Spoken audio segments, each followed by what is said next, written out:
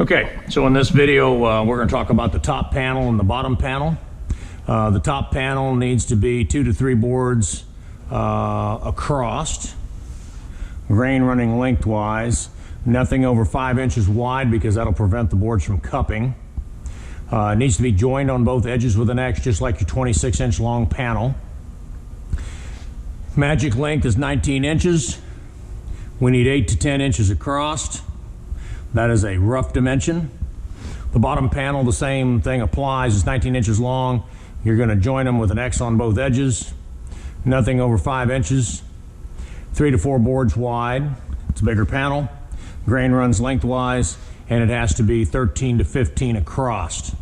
This is just like your 26-inch long panel, except the 26-inch panel, you're taking your 2 sides out of. This is going to be an individual top panel, individual bottom panel. Okay, let's go glue up. And I've already started the process a little bit. First of all, I've got my newspaper down. Took a bunch of boards, cut them 19 inches long. Then I went to the table saw, and anything that was over 5 inches, I ripped it. Got it down to 5 inches. I'll take care of that for you.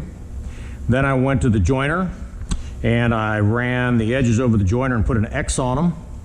And so when I did that, you can see these boards here I've got set up. When I got all that done, I started adding up my combination. And this one right here, I managed to get my bottom panel glued up.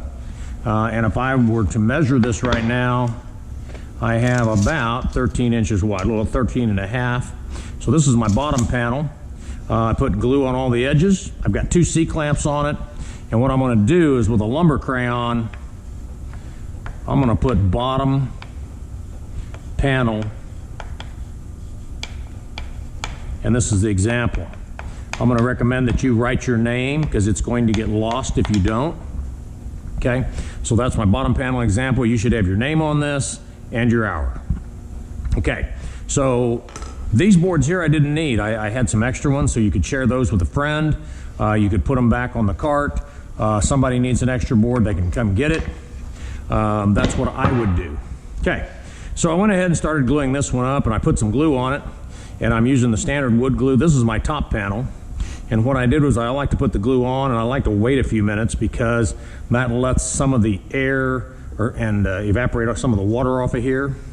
And so now I'm going to line these up, and I'll try to get one edge kind of level. Okay, and then I'll verify my measurement on this one. And my measurement on this one here is about 9 inches wide, so that fits in my 8 to 10 width. I've got my clamps. Okay, I would recommend that you open your clamps up about at least halfway, if not all the way. You need 2 clamps per glue up, kind of straight on one end. The straighter I am, the better this is going to be. And then I'm going to kind of tighten that up. It's going to give me a pretty good panel.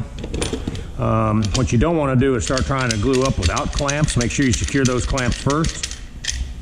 And then I'm going to hold that down. And now I've got my glue oozing up. And now what I'm going to do is I'm going to put on this. This is my top panel example. Now, like I say, you don't have to write this on there. What I want you to write is your name, and I want you to write your hour. All right? So this is my top panel is 8 to 10 wide by 19 long. I've got 1, 2, 3 boards. I'm going to let that dry for a while.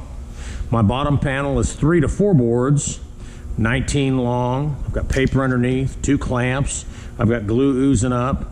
Needs to dry for a couple hours before we can do anything with the planer. Okay. This concludes the video on your top and bottom panel.